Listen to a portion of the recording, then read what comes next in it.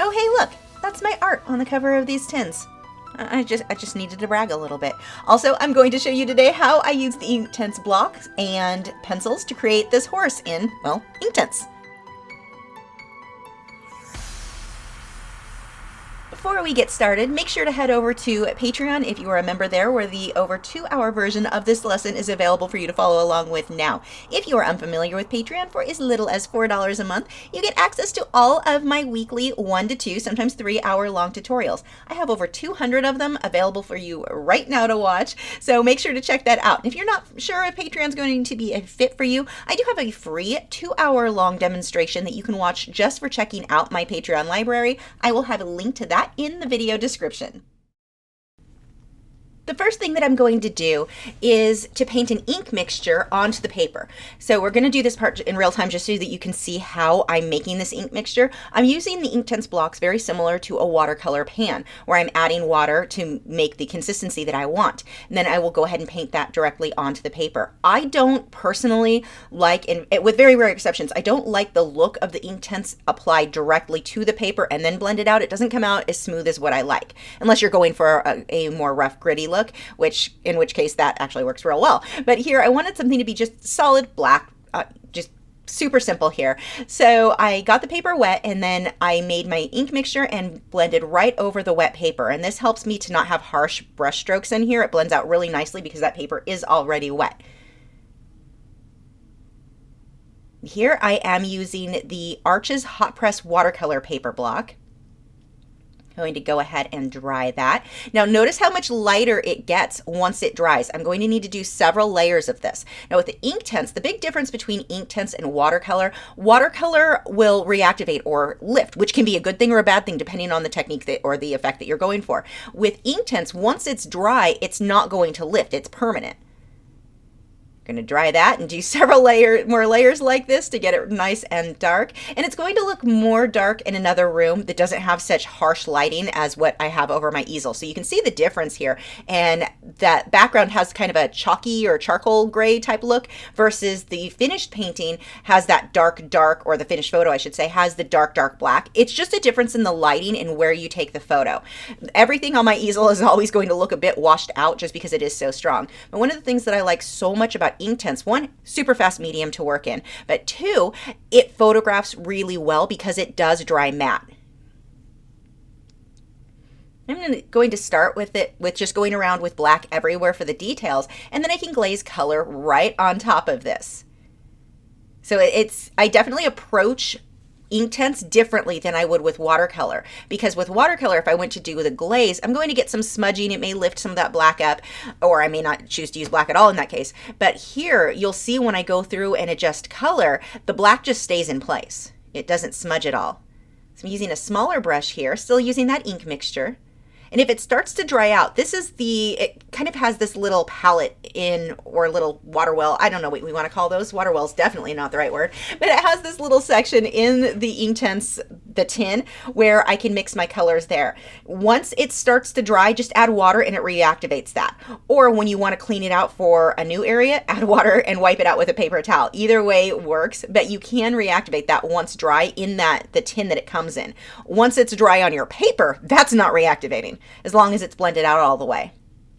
Now, I have heard from several people where they said that the Inktense did reactivate quite a bit once they added water. Usually that happens when you use the Inktense pencils or the blocks. You apply it directly to the paper and then blend out. It's very hard to get it completely blended and mixed in with the water there. So when you go on to your next layers, that may reactivate, but it's because there's still some of that dry pigment on the paper. At least that's been my experience. So I'm going to go around the edges now and paint in just a hint of fur around that white spot on the horse's face. Now be careful when you paint horses, no matter what medium you're working in. Don't try to force the look of fur. You can end up making them look too fluffy. Now, unless it is a case where the horse does have longer fur, but in a horse like this that's recently been groomed, he has very, very short fur, you're not going to see a lot of fur marks. I'm just giving you the hint of fur kind of sparingly here. I don't want to have lines everywhere.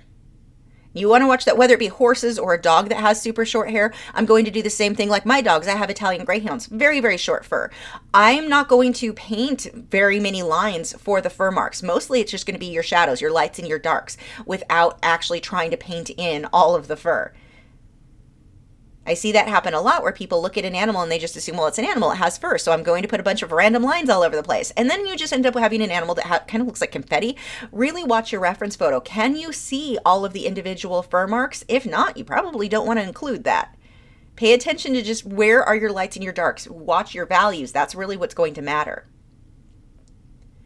Now with Inktense, one of my favorite ways to build up is just starting with black with these outlines. And I don't do this like this with any other medium, but I like to line everything in.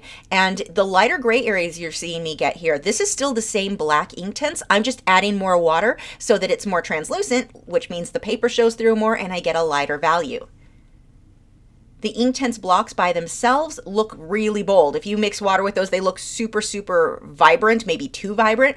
Just thin it out with water and you'll get a much lighter version of whatever color it is that you wanted.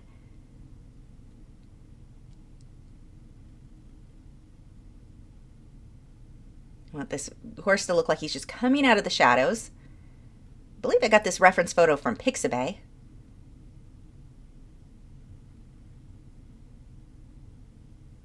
Again, just building up my values. Where are my lights? Where are my darks? Now, if I were painting something, let's say a fish that was going to be yellow, I'm not going to put black as an underlaying or I can't use words, a base layer like this, because when I put the yellow over it, it's going to come out this muddy, ugly green. So you're not always going to use black for doing a base like this. But in a case like this where he's going to be brown, it works out really well.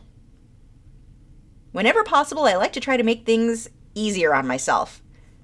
Sometimes those things include turning on the video camera while recording. So I missed part of this where laying down the initial glazing. But what I did is just mix my browns and kind of golden colors and thin that out with water and went right over the black. So pretty simple, just not on camera, because apparently turning on the camera is not simple for me. Now I'm continuing to build up my values, and it's going to start when you're painting like this, you're going to start with a very muted, not super vibrant, not a lot of contrast. Well, it's going to be ugly. You go through a lot of ugly stages. Keep building, keep layering. Just because color is everywhere where it needs to be, that doesn't mean you're finished. Keep working on those values. You can see here how I'm just glazing a little bit of blue where so it looks like that leather is reflecting. And when I layer that, I go right over the black too. I'm not trying to paint around the black. Just let the blue, because these are more translucent, let it go right over the black, which makes of the halter there, makes it way easier for you. Oh, not halter, bridle, I believe is the right term there. Again, just keep building up the value. See how I just keep going back over and over the same areas to make things darker. Now, if you go too dark, it's not a big deal. One of the things that I like so much with Inktense, the white Inktense block, you can paint that over an area, and when it dries, it's very opaque, and then you can paint back over it. So if you do completely screw something up, very forgiving medium if you are using the white Inktense block that way. The white Inktense pencil doesn't quite work the same, but for the blocks, it dries really, really opaque.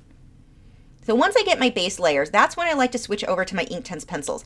I personally don't really like using one without the other. If I could only use Inktense pencils or blocks, I would go with the blocks personally, because I do like to paint things on this way, but I love working with them together. They just are such a good combination.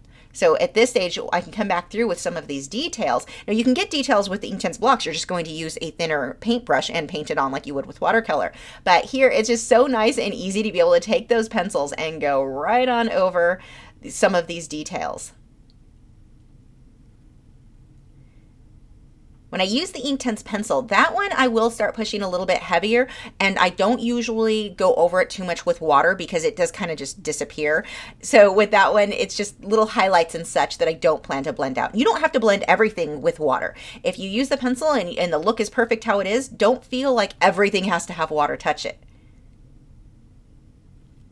But you've got to remember, anywhere where you do use that pencil, when you go over it with your water, it's going to sometimes change color to where it gets super, super dark where you weren't expecting it. So I would test that out on a scratch piece of paper. But I've done that where I was glazing and forgot I had an area I hadn't blended out, and it reactivated an area I didn't plan on ever getting wet and turned part of my piece really, really blue. It wasn't this one. It was another piece where it was mostly gray, green, and black. And I just wanted a hint of blue. Oh, I ended up with blue everywhere on accident because I forgot that I had not completely blended out that pencil in a certain area. So just kind of be mindful of that as you're layering and blending over areas. Pay attention to areas where you do or don't want blended, or you end up with blue all over a bird that is not supposed to have blue.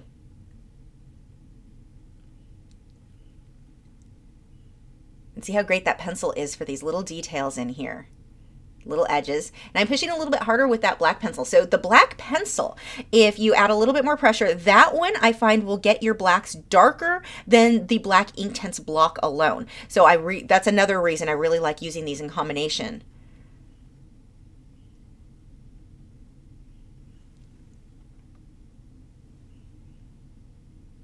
Some little details there. Remember, as you're working on something, if you're trying to get a lot of detail, pay attention to that reference photo.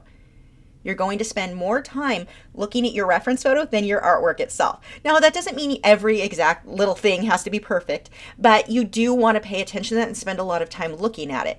We often, especially newer artists, we get in our heads, you only need to make a couple, or look at the reference photo for a second, and then you've got it memorized and you're good to go. No, look more at the reference photo than your artwork. Keep looking at it as you work.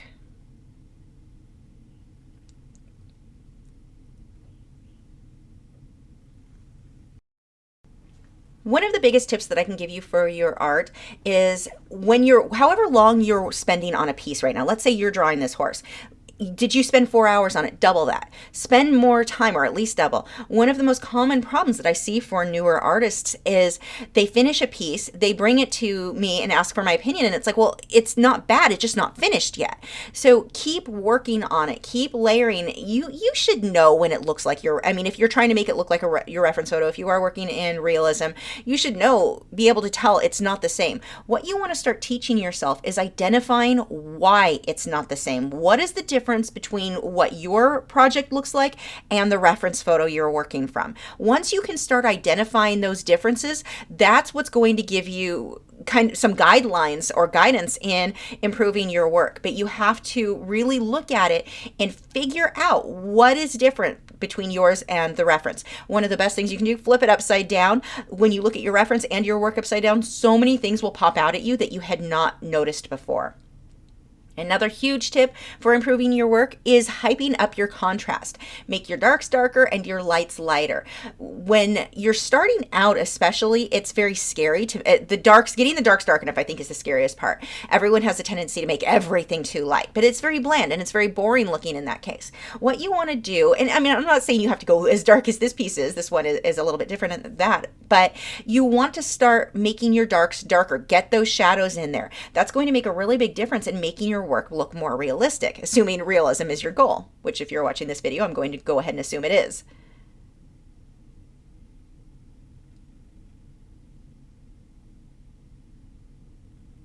Oh, so often people get caught up on the idea that if they just knew what color to use, that their work would look more realistic. It really isn't about the color. It's about the value. I could have painted this horse all in purples. Well, heck, I do have purples and magentas in him, but I could have used a lot of those colors and it still had him look realistic. He would have just looked like he was under purple lighting. Really watch your values. That's what makes the difference.